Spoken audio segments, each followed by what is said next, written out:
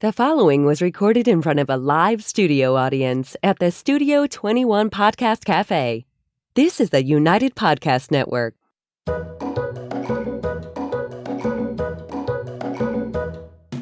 Welcome to the Quirky Dog Podcast, inspired by some of the quirkiest dogs you can ever imagine and the owners who love them. This podcast is brought to you by the quirky couple themselves, Scott and Jess Williams. Their aim is to educate and entertain. Here's Scott and Jess.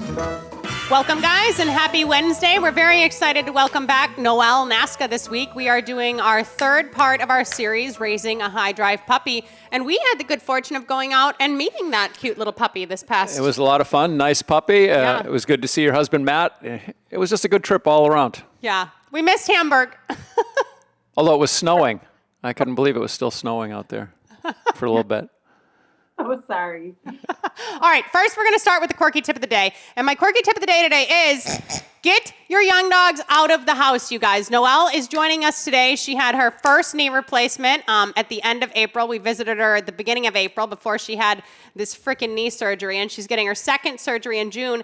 And her puppy Inga, for like a few weeks there, actually went to a kennel because it was hard for her to do the stairs. Her husband, Matt, travels. So get your puppies out of the house the first year of their lives, someplace safe that you trust. It will better them. It is better for them. And Noelle, let's just kick that off and start off a little bit on the kenneling front. Tell us how that experience was for Inga and what that was like and everything else. So first of all, I think that everybody should do it. And I've always kind of leaned in that direction. But oh my goodness, the change in this dog has been so dramatic. Her maturity level, what she's willing to tolerate as far as being patient. Okay. It just really felt like the time away from home, out of her normal element and having to adjust to something else. And by the way, the something else is a boarding situation that is extraordinary. I mean, just Diane Sanfilippo and her husband, Tom, they've got this place called Summer Creek Pet Retreat. Sorry if I'm not allowed to plug places, but I cannot say enough amazing things about it. So it's like top notch, perfect. But she's a dramatic dog, and here at home from the very beginning, you probably still have video of the stuff I sent you with her being like insatiable when I had to confine her when she first got here. That was something that maintained for a while with her, and it took some time to get her adjusted. Thinking about her going to Diane's and what I was putting in front of Diane made me feel bad. But honestly, the reports were, she always told me that she was doing so well and patient with the routine. She came back here and settles so quickly. I've had to be so down and not the level of energy and exercise that the dog is used to. And she's put up with it like a well-seasoned adult dog. I'm just amazed. Yeah. Nice. She is an awesome dog. So we went out there the beginning of April. This was before her big maturity kennel stay. And Scott put the suit on for the first time in frickin' years. He hadn't worked dogs like that in at least 3 to 4 years. And we had a great time. Noelle had some of her closest friends come over that did some training. There were some other people that were interested in protection. But really we went, one, to get footage for this series because I knew that Noelle was having this surgery and it would be harder for her to provide us with footage. 2, to see them. We've been to Hamburg a bunch. We love Matt and Noelle. They're very close friends of ours. And 3, to see what the heck the dog was like. And I mean, she's like a 5-star review. I loved the frickin' puppy. And 4, just to get out of town, just to get a little vacation.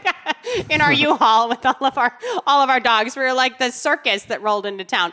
So let's talk a little bit about just the protection itself, because I feel like she made just such great strides while we were there. So tell people a little bit about what you had done with protection before. We've showed a little bit on the series, and then just kind of how that weekend went from your perspective. Oh my gosh, that is a lot. And I was just overwhelmed. So first of all, her protection experience has been very minimal and predominantly with myself and a friend of mine who is trying to learn. She's brand new and trying to learn about the helper end of the Schützensport. She's a relatively new dog handler as a competitor with her own dogs, but she's really gotten interested in learning how to do helper work. So we kind of collaborated a little bit to get Inga an opportunity to bite on something that somebody else was presenting to her and allow me to do a little bit of handling. She's been great and very forward and into it and all of that, but it's been really limited and minimal. She brings all the stuff though. Like I could see that it was there, but she'd never done anything on a suit. So when you guys came, oh my gosh, honestly, I felt like I look back at those videos that you put together. I can't wait for people to see this. She looks like she's working the ring program. I mean, in just hours. What did she have? Like an hour and a half all together, and she's doing portions of the program. I couldn't believe it. I'm amazed. Yeah, she was awesome. So what is your telling of the puppy? You were the one that was decoying her. What were Well, your I would thoughts? say this is just reinforces my belief that pet dog owners should not get Malinois. Because they're bred to bite, they're bred to work. They're not necessarily aggressive, but they're bred to bite and enjoy that aspect of the work. And if you don't have a channel for them, if you don't have experience with that, they can be really problematic, because she took to it immediately. She was having a great time. I thought she rose to the occasion. She never shied away from anything that we were doing. She seemed to just really enjoy it from the moment we started until we left. Yeah, she is built for sport for sure. And just to clarify, you did get her for protection sports, and I think her dad's like a police dog, right? Yeah. Okay. Correct. All right. So let's just dive right into this. Chrissy, if you want to queue up video 2, we're going to start with video 2. So I had to put this into 2 different segments because there was so much protection, and I tried to keep everything under 2 minutes, but the suit work is a little bit longer than that. So the first video is going to be just some tug and sleeve work, and then we can kind of discuss some of the things and how that progressed and some of the weaknesses and everything else, and then we'll get to suit work.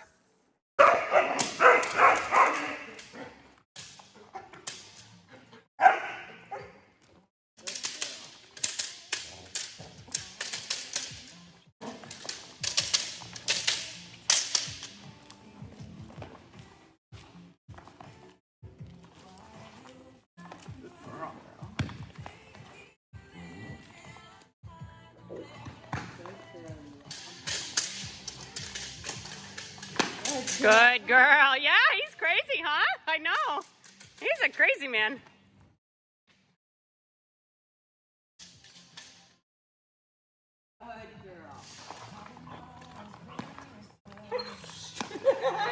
Good girl. That's it. Yay, the baby. Woo! Good girl.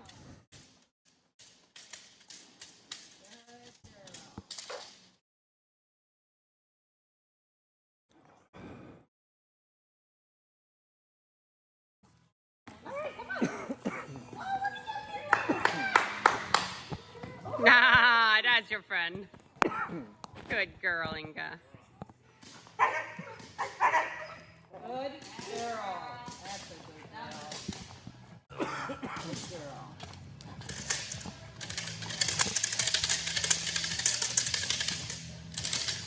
Hey, good That's girl. better. That's it. That was a good girl. Good girl. Okay. Good girl. Come in and praise her a lot. Good girl. Yay! There, see? Good girl. That's it. Yeah, baby. That's a monkey.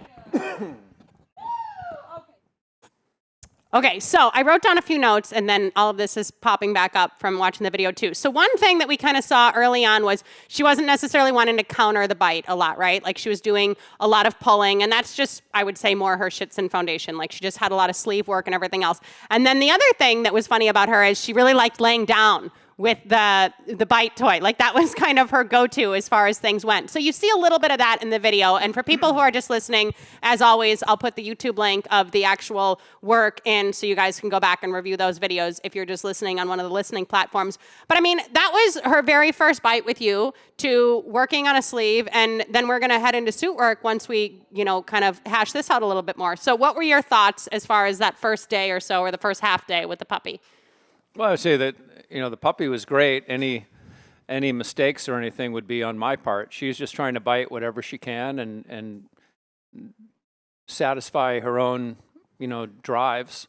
And we're just trying to shape them into certain behaviors that we want her to be doing, So the goal was to get her on the suit. Many dogs cannot transition to a suit for months, let alone weeks. It takes them a long time to get from biting a rag to a tug to a leg sleeve to actually biting pants and that kind of stuff. It's a hard transition for some dogs. And it's not necessarily, I don't know if it's fear or if it's whatever it is. It just takes more time for them to get comfortable biting a suit, And but she just went right through the steps, A, B, C, D. Boom, boom, boom, boom. Yeah, so it's like, why not? Yeah. She wants to. I mean, my biggest concern when putting dogs on pants is it's nice to have them be able to out, because if they don't out, I have to put the pants on, pull them off immediately so the dog can run around with the pants. And he's not a spring chicken anymore. Yeah, so I mean, that's what the leg sleeve is for. If the dog doesn't have an out, you can do targeting and give them the leg sleeve. But when it gets to the pants, it's nice to have a dog that understands to out or can transfer onto a tug, which she did that also. So some dogs are so, once they bite, they don't want to out. They don't care about a tug. They don't care about food. They just want to stay on the bite that they have. And she was pretty easy in transitioning from one thing to another, and it all just went real smooth, I thought. Yeah. Do you have any thoughts on the first video? I'm not sure which one that was. So did Just it go the tugging and the sleeve. Yeah, sorry. sleeve, and then did it show the actual pants and her coming off onto the? No, not yet. we're going into the suit video next. So it was just that foundational, like first half day kind of stuff that we were doing.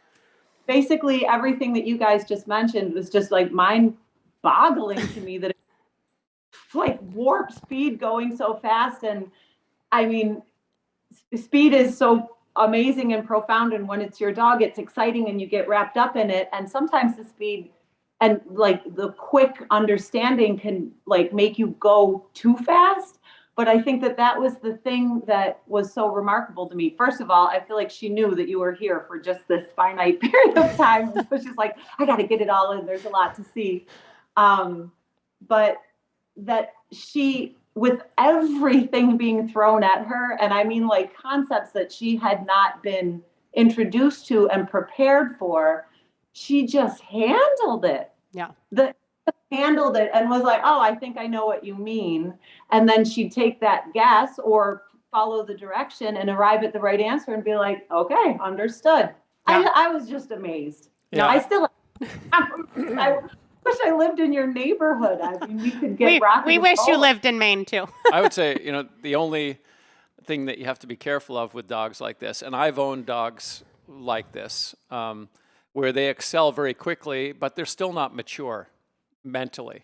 And so sometimes decoys can be a little too hard because everything is going great, and then all of a sudden they've crossed that threshold and the dog comes off the bite and is stressed out, and you got to now rebuild that and back off.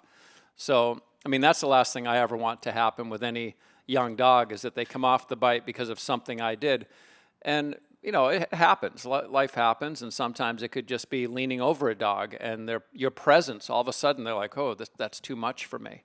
But all that being said, I never wanted to put too much pressure on her. I was trying to just make it all fun, and she seemed to do great in just about everything that we did. I didn't see any there were other dogs there, that, as you know, that weren't ready to get on a suit, that weren't ready to even get on a leg sleeve. So we had all different types of dogs show up for that weekend, and we had some dogs that just getting them to bite on a tug with a stranger was a big deal, you know? So they're all a little different, but the Malinois in general, I'd say generally speaking, because not all of them, but most of them love to bite, and they don't know what they're doing. They just love biting. So all you got to do is to teach them where to bite, when to bite, and they're all about it, Well, and that's the other thing, is she hasn't really seen a lot of other decoys like you were saying, but she really hasn't worked with a lot of male decoys either. So that was more novel to me also, that, Scott was the first guy that she saw, and she pretty much progressed through pretty quickly. Yeah. And it was so great. Did that segment show the part where she actually met him No, that's another video. We're gonna get through the whole thing. Poor Noelle. I should have told you what the videos were labeled. All right, let's go to the suit video since we're cycling into this so often too. That's gonna be video number 3. And Noelle's using, and Scott is actually using too, with a little baby defensive handler, if you're familiar with rings, some food here, because Shih Tzu's a very strong barking foundation. So that was pretty much her go-to anytime. Like, I want the bite, I'm gonna bark. I want the bite, I'm gonna bark. And in ring, we don't necessarily want that nor require that. So you'll see us doing things a little bit differently here, and then we can kind of unhash what you see after the video. So this is the suit video, all of her suit work, and this is video number 3, and the dog progressed beautifully. Yeah! Woohoo! Did it. Better. That's a better. Yay!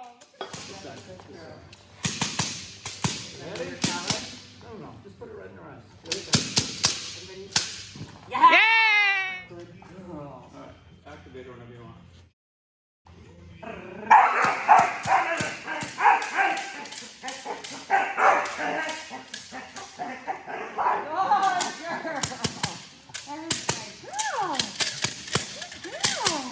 Let go of the leash. Let go of everything. Let go.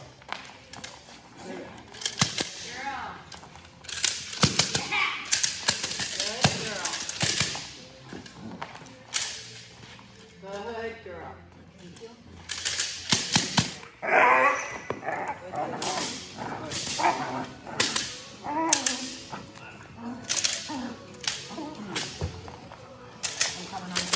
Let her dig in. Good girl. Good girl.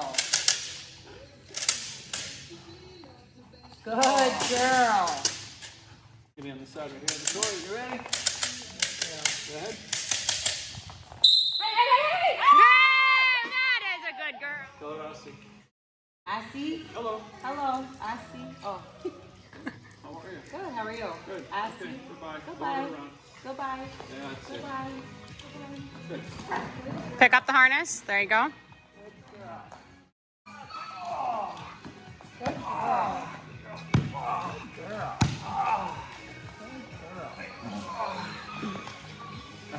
Inga. Good girl. Good girl. Good girl. Good girl. Oh, Inga. Good. Nice.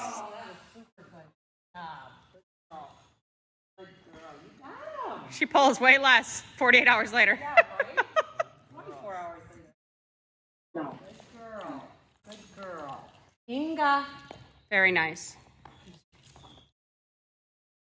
That's a good girl. Super girl. You gotta get him. Get him. Yes. Good girl. Nice, Noelle. That's what you want to do. Good. Good girl. Good. Inga. Good. When you heal her, Good girl. I'll be food if you got it. Okay. Nice. Good. Very nice.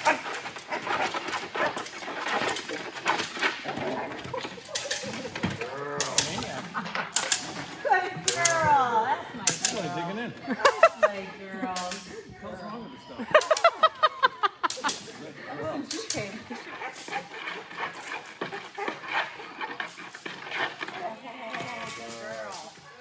Get him. Get him, girl. Good girl. Oh, yeah. Oh, yeah. Oh. Good girl.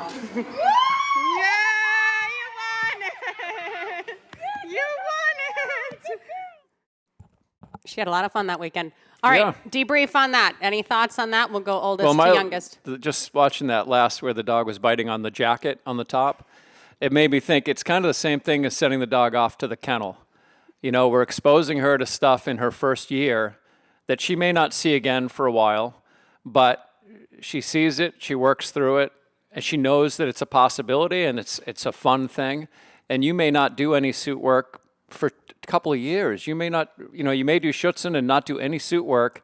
But when you bring it back, she's going to be right there again. Oh, I remember this.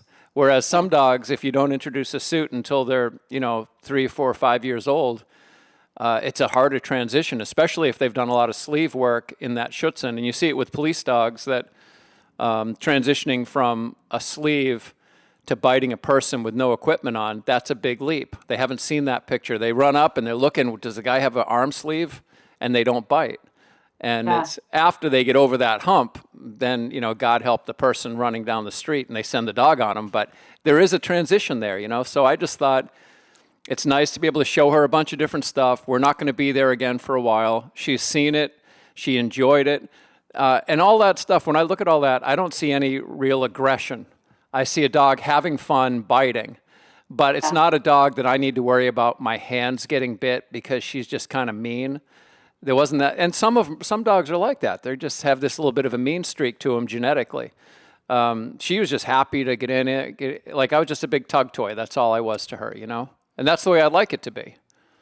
And that is a little different than Schutzhund. I mean, I haven't done Schutzhund for years, but I did, have one dog that I was at a Schutzhund club, and there's a little more aggression involved in that sport, getting them alerting and barking and maybe working a little more defense, using a whip, not hitting the dog with a whip, but cracking that whip and getting them really, really stimulated and then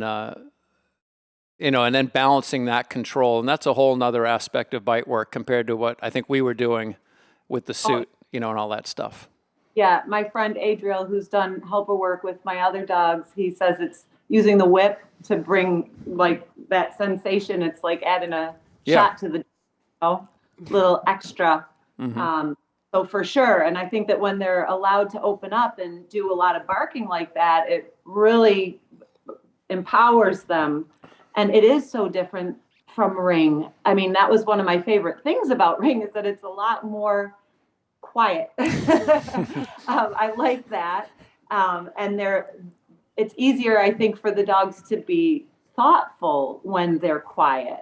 So Schutzhund brings a whole different kind of vibe. And that was something that I think that she did struggle with because I have been promoting barking in the context of, I could maybe have an opportunity to bite.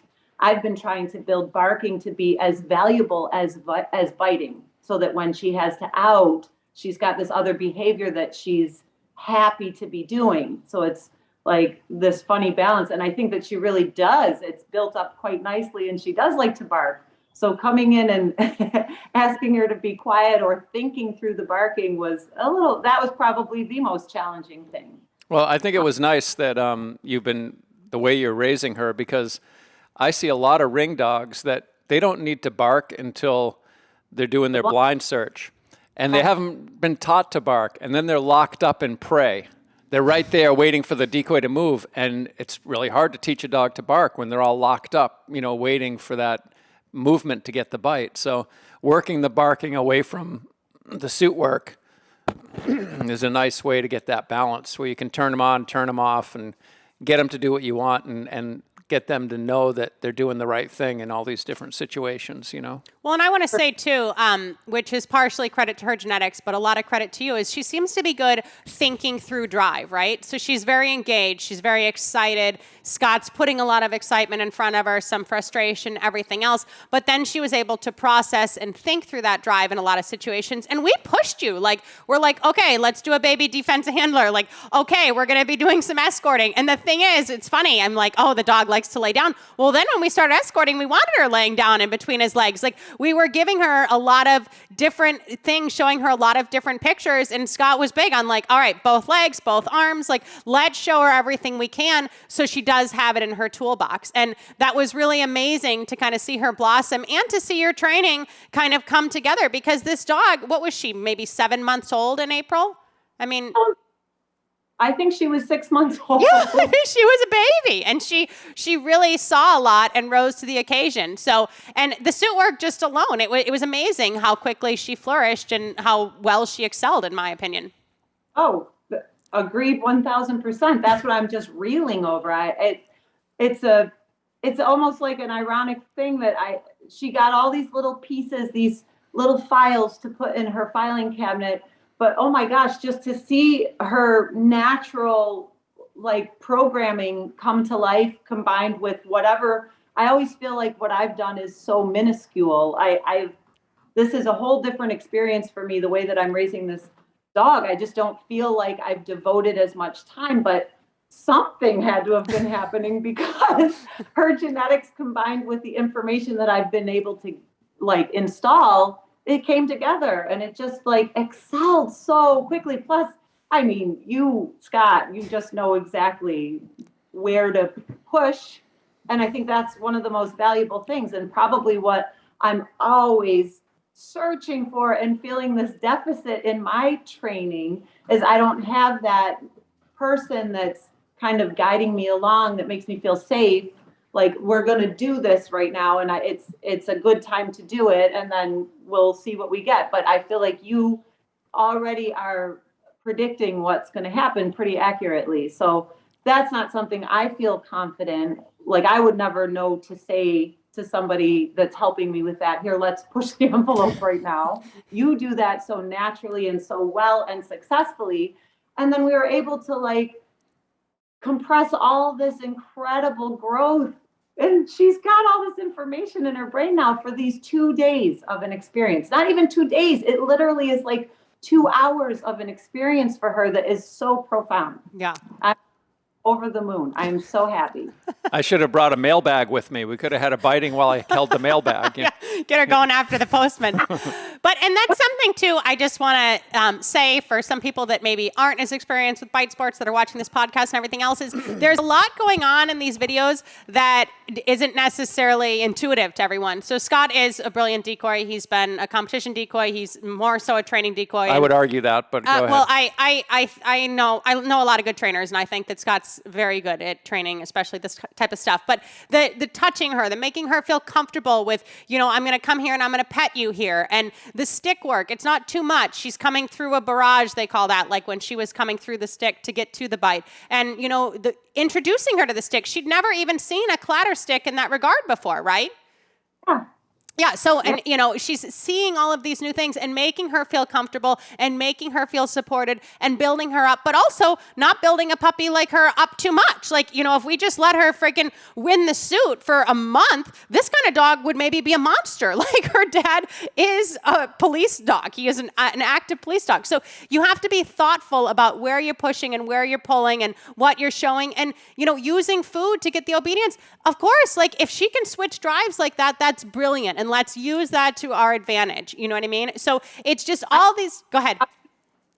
That right there, that is the golden ticket to me just to be able to move from one bite surface to another. I mean, I've had dogs, they've usually been the pit bull dogs, but they get fixated on one particular bite surface and they're like, nothing else exists. I don't care how enticing you make it look. I mean, that's biting to biting, and they can be super persnickety about that. But moving from biting to food and having a almost balanced desire, and the incentive is almost equal for this dog. That's the golden ticket to me. I mean, that's grease on the wheels, don't you think so?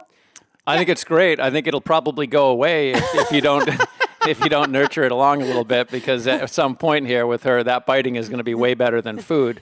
And there are a lot of Malinois puppies that will not transfer off a bite for food. They don't care about the food. And that's it's just a nice bonus that you have. I would bring that back to Noelle's credit, though, too, is that you don't allow her to get over the top and drive. And you are like, oh, no, we're going to be eating this cookie right now. And there is value within you, too. Like, that's so important that there's value with the handler. And it's not just like, I'm going to check out and I'm all about biting this guy right here. Like, she does have a good working relationship with you. And even the fact that you've done some of her foundational bite work, like, she values you and what you can bring to the table too, which is so important. There's just like this equaling of all these different parts that came together really so poetically. We didn't know what the heck would happen. We just wanted to go out and see Noelle, but it really worked out nicely for the series.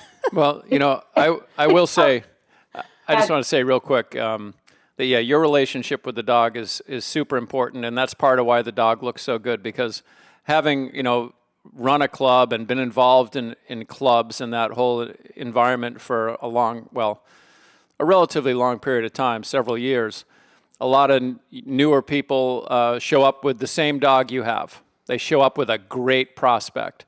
And the dog, the relationship is more with the decoy than the handler. It's like 90% with the decoy. And the dog looks great, but they don't have the control of the dog. That's the problem, because the dog only respects the decoy, only wants to work with the decoy. And when you get off leash and try to start competing, all of a sudden that dog is running down the field like, screw you, I'm just going to go bite this guy, and we're going to have fun down the other end of the field. I'll talk to you later, you know? And it gets hard. So you want to have a dog that it respects you, and that doesn't have to be a negative thing, but the dog respects you, knows that the work is coming through you, and knows when you call him, it's done. And there's clear criteria there, and there's value with you. Like, there is value with you holding a piece of frickin' cheese or holding a Tug because of that relationship you created. So that is due to your credit. So thank you for doing your part to make it easier on us.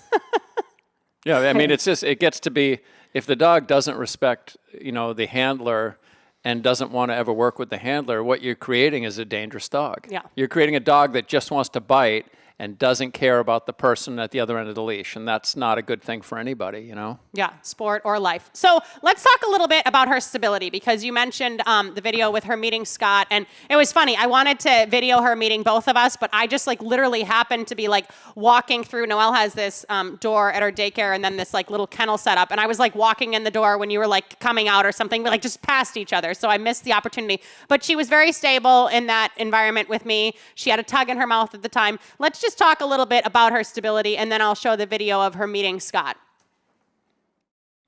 Oh, yeah. Well, you know that early on I was, she's a little more suspicious than what my ideal temperament is, to be honest.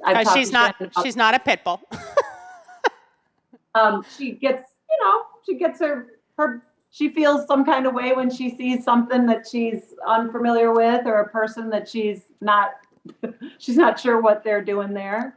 And so my main objective the first few months was getting her out and about and just seeing a lot of stuff, and then helping her through any glitchy or sticky situations that I didn't like what her natural reaction was. And so I tried to pave a way for something different. I think though, she's always probably going to be a dog that if she sees something that makes her feel suspicious, she's going to have a reaction to it. So it's my obligation to, set it up so that I can control situations and I can predict what's going to happen next with pretty good predictability. I want it to go good.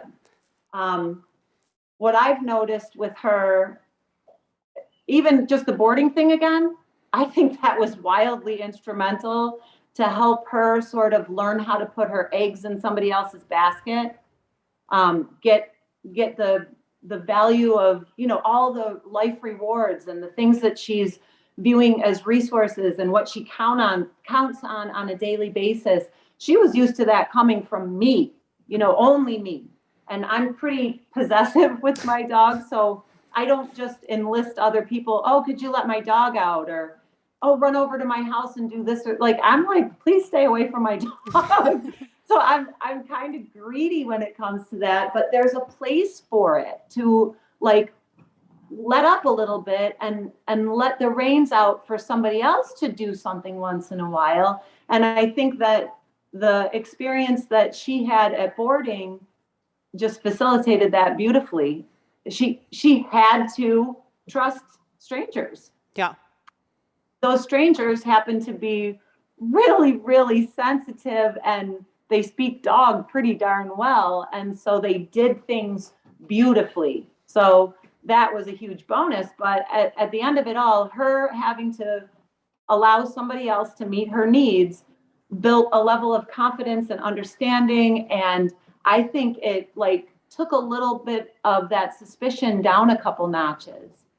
And then, just you guys coming, there was so much going on and so many people coming and going. And when we handled it the way that we did, she couldn't care less. Yeah. It was oh, hey, you're supposed to be here. Everything was great. And she's been great. I've been back to the shop only a few times since this knee.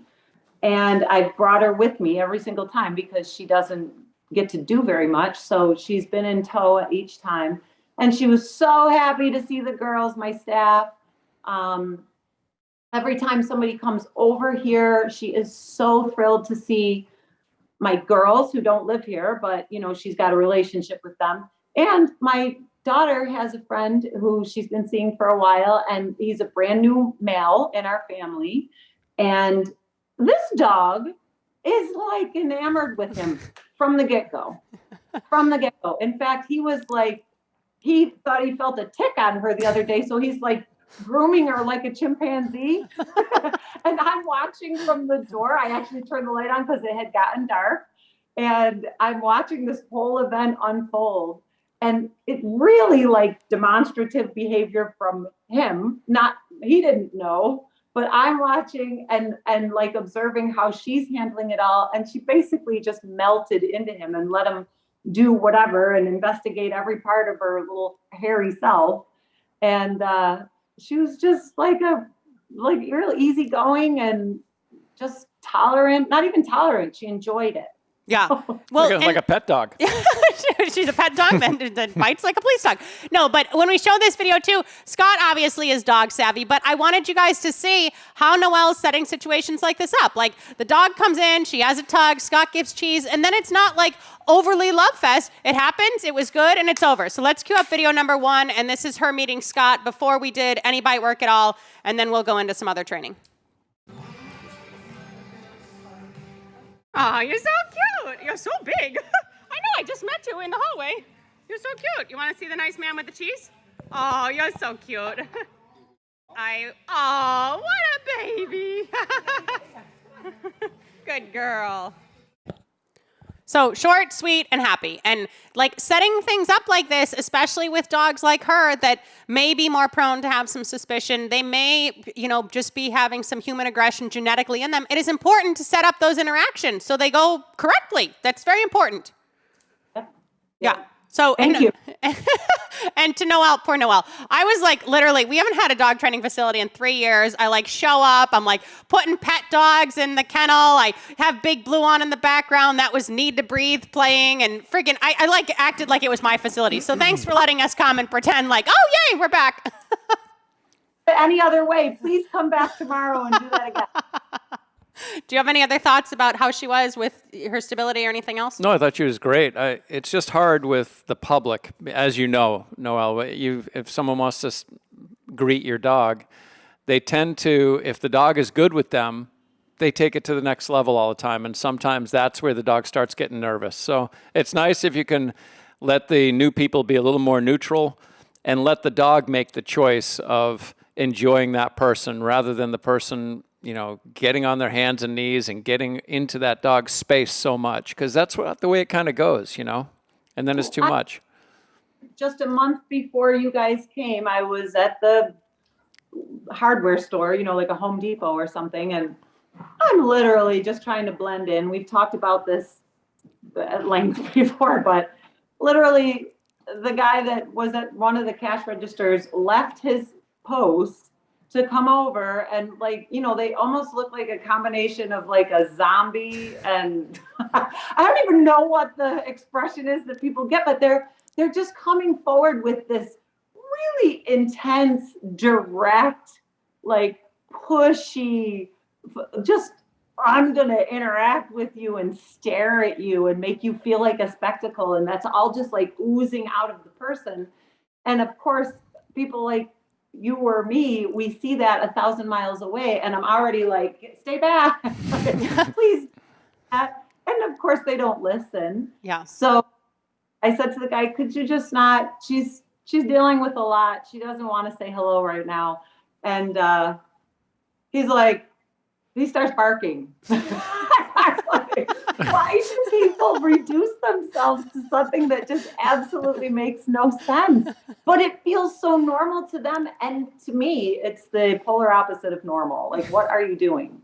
But it's also Noelle being an advocate for her dog. Like, even in that situation with Scott, it was short and sweet. It went well. Okay, we're done with it. Like, make the interactions how your dog will perceive them as positive, and don't let things spiral out of control, like Scott's saying. And if someone barks at your dog, just kindly turn and walk the other direction.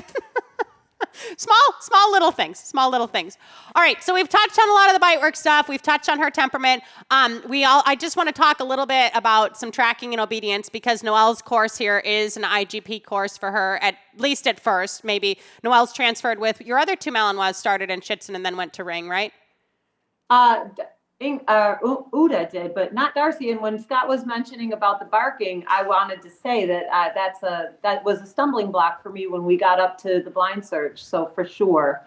But no, Darcy did not. We did do a BH, but we only just did the obedience portion. Okay, so you didn't do Schitzen with her. You just did Ring with Darcy. Started to tinker around with it. But her early foundation was really, with you. Yeah. 5 months. Yeah. And she got to bite, or Darcy got to bite at 10 too. In one of the videos on the suit, Noelle actually goes to call Inga Darcy because we just had worked Darcy. It's funny. But I want to talk about a little bit her obedience and her tracking stuff, and then we'll show a video in relation to that. So I know you've been like totally laid up. You can't really do much right now. How has all of that been progressing for you? On a timeline. I guess this is really your first Malinois puppy you've raised for IGP at this point, correct? So your videos are the things that allow me to see what the progression looks like. But honestly, I'm super pleased with her natural tendency toward searching through the grass to smell for food. It's been great. She's got really strong commitment to it, which is awesome because I'm trying to put a little bit of opposition on her to build her drive. And I think that if I had a dog that wasn't high on the food drive, that might soften her a bit and squash her desire to keep pushing into the pressure that I'm putting behind her.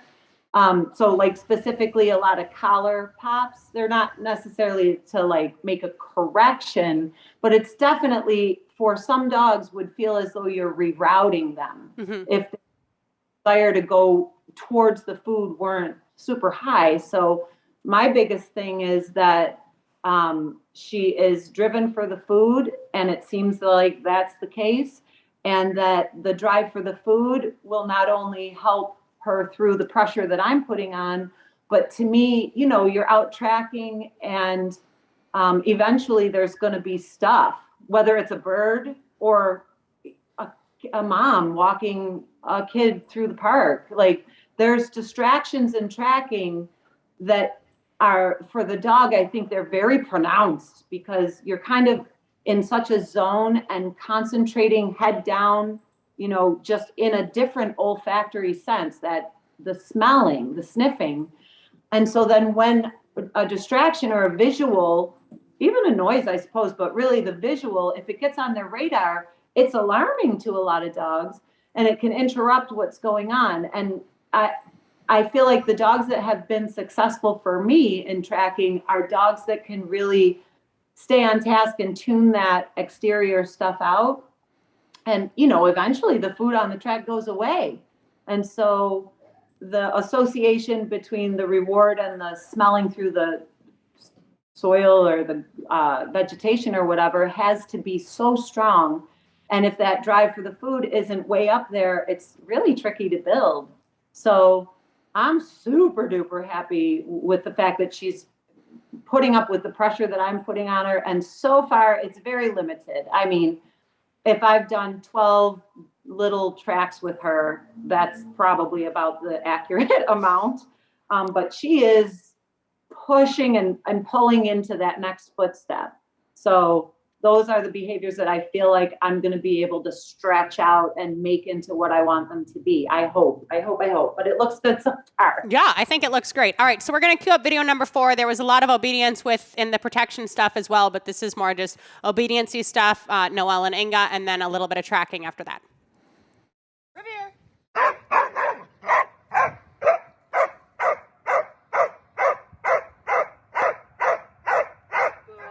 Good. Yep. Good girl. Good girl. Oh my goodness. Watch it. Yes, good girl. Very good. Very good. Good girl. Good girl. Oh my goodness. Done. Watch it. Watch it. Yes, good girl. Good Good. Get back. Okay. Nice. Good. Good. Yes. Good girl. Woo! Good girl. Oh yeah.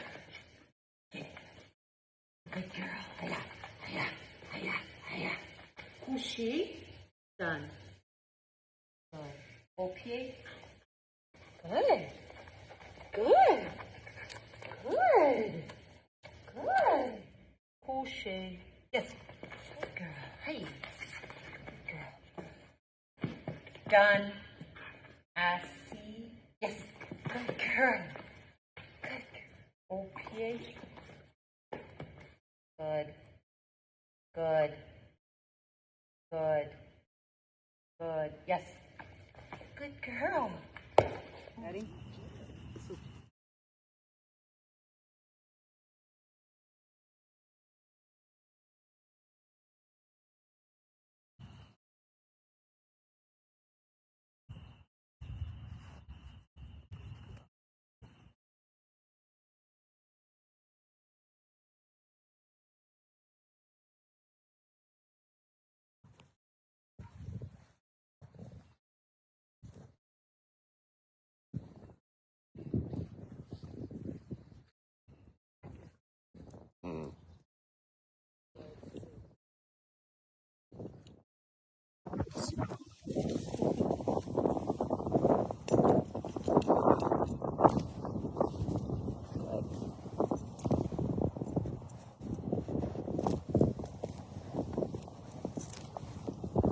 Good. Good. Good. There's baby Inga. Only in Hamburg do you go from sleeveless to hats during spring. It's kind of crazy, that weather out there. Insane. But she looks great. She's doing a lot of really good things. And I think that obedience video specifically, that was one of the first times you had kind of used Tug within the obedience, right? Like you were more into using the food, you had said when you sent it. Development. I want to get back to it. Yeah. And Yeah. she seems to be holding it together. Yeah. How is the knee? What's going on with you? What's with the mobility? What's going on? So physical therapy says I'm doing great. But for me, it's very, this is a huge lesson on accepting what's happening. I feel very much out of my life, and this thing hurts. It gets really it feels immobile, and it's always working against that opposition that it's giving me. So it's pushing, but overall, I've noticed some things like the other knee has to be done. And suddenly I'm very aware of how painful the non-surgical knee actually is. So I can see that this was the right decision to eventually get to where I want to be. But it surely is a tricky, it's hard. It is not an easy process right now. And I feel bad for my dogs. I feel real bad because they have to just kind of take everything down a few notches. And can I just add one thing? Do you mind? No, you can add whatever you want. It's your podcast. Come on, you've been on the show 4 times. Keep going. So I've built these dogs to be very engaging and, high energy and literally up behavior, like literally speaking. When they engage with me, I have encouraged all this very rough, bashing into me. And if they're running, they feel very much like they should run towards me and then slam into heel position. And I've always encouraged and promoted that. I've never told them they were wrong for anything of the sort. So this is a huge slamming on the brakes for my relationship with my dogs. It looks very different, I feel super vulnerable around them, to be honest with you. And so these things here she's laying on this cot and trying to practice being patient and being subtle and soft and, kind of just blending in rather than being so noticed. These are probably not things that I would have done if it hadn't been for this situation with my capabilities, and my fear of hurting something that just got surgery. So, I mean, these are one of the silver linings, I think, that I got to remind myself of, is that, you might be faced with something that you're not happy about, but you can turn it into something that could be beneficial for you in the big picture down the road. She's going to have to learn to be patient and, cap her drive and wait her turn and, not have constant stimulation happening for her. I mean, these are the premises of your canine healing, basically. So I'm preaching to the choir, but I'd be more apt to put a dog away than, put them in the face of having to deal with arriving at a more meditative way of existing.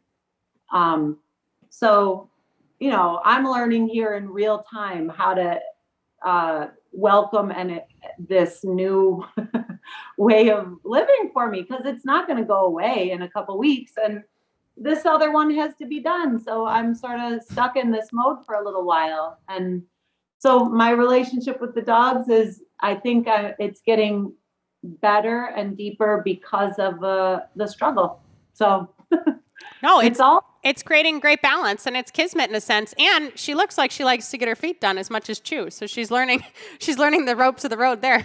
Well, it's nice that you're showing us that, this high drive dog that loves to bite and loves to do everything is also capable of learning to just be calm and hang out with you. Because I have a lot of, I see this just with my clients with companion animals that are not nearly as drivey as your dog, but they're always catering to this very, they got to run home, they got to take the dog out, throw the ball, they got to do all this stuff because they think they need to get all this energy out of the dog for the dog to relax. And I tell them, all you're doing is making the dog have more energy, be in better shape, and you're just constantly, the dog is controlling you all the time, and it's just nice when you can tell the dog to just chill out and relax, and when it's time to work, they work. And when it's time to just hang out and be quiet, they can do that too. Now, you've been able to at least put your dogs away before this, where you put them in a crate if you have something going on. A lot of, my clients, they don't like to use the crate. So they're totally enslaved to the dog because the dog is high energy. They feel bad about the crate. The dog has learned to protest in the crate, so they never want to put the dog in a crate. And they're just go, go, go, trying to get on top of this energy. And it's nice just to have a dog, regardless of how much drive they have, to relax. And with my clients, 9 times out of 10, it's not really drive, it's anxiety, and it's just a nutty, unstable mindset in the dog is really what it is, Really unwittingly just promoting by feeding the machine all the stimulation. Absolutely. I experience that every day too, for sure. My huge percentage of the clients between the daycare and in training, I feel like it's so hard to explain. So hopefully, I mean, she's literally got her eyes closed. This is a nice visual, but there's a balance there, and people miss out on it, and limitations and the structure. It's important for any of the dogs. Whether you're doing some sort of sport stuff or they're just your companion pet, for sure. Like, this is just integrity-based, living with a dog kind of information. And I hope people listen. I hope they listen. And I have seen, it's interesting how dogs, and not to put you in the category of handicapped, but when I have clients... She's had her moments. She sent me a lot of video during rehab. I remember in California, I had a man, a great dog guy. He was a quadriplegic. He had these 2 monster pit bulls, and they would walk alongside him in his wheelchair, and they were so respectful of him. They never pulled on the leash. He didn't come to me for leash training. He came because there were some other issues. But they knew that they needed to work with this guy, that he had limitations. And a lot of dogs, they pick up on that. If you have a limitation, they'll come down to your level. But if you don't, they're going to make you come up to their level, and they're going to keep pushing you and making you walk faster, Oh, that's so true. I think you're doing a great job. Hi, what'd you say? I said, I think you're doing a great job. What did you say? I just love that story that Scott just about that guy. And funny, you can call me handicapped because I absolutely am right now. But I take laps in my yard. Woohoo! But Rifle, my one guy, he's just, when I have him out there just having some yard time with me, and he could go anywhere he wants in the yard. But when I'm doing my laps, he literally comes and walks with me and looks up at me and keeps pace with me. And it is not a fast pace, and it is not exciting, precise anything. It's literally just meandering along, and he is right there and just happy to do it. So that's nice. You know, we get to know these dogs and build these relationships that are better than what some people have with other people, when we really like leave room to know them and them to know us. And I genuinely feel like that is a success for me. Like the dogs know me. My dogs in my house know me, and I feel like I know them, and I'm getting to reap the benefits of that now. I feel all like it's emotional, but it's great. And I wish that everybody could feel it. Yeah, you're doing great. And Noelle has her other knee replacement coming up. Her right knee is getting done in June. This series is coming out right around Memorial Day. The next series is going to be the first weekend of September, which is Labor Day. So it's like the whole damn summer. I don't know what we're going to do, but we're going to figure it out, and it's going to be great. And roll with the punches, right, guys? Like, Noelle's being flexible. Her dogs are being flexible. This awesome puppy who's biting Scott like a prospect police dog would is being flexible. Like, we all need to work with what we're given and find gratitude in it. And you're doing a great job of that. We're proud of you. So much. Thank you for all your help always. Well, I'm getting too emotional. I need to check out. All right, we love you. We'll talk to you soon. Guys, thanks for tuning in. And the links, we're going to have the first part of the series, the second part of the series, and also Noelle's daycare first video we filmed with her, because she runs a kick-ass daycare. Be sure to check it all out. And in the meantime, keep it quirky.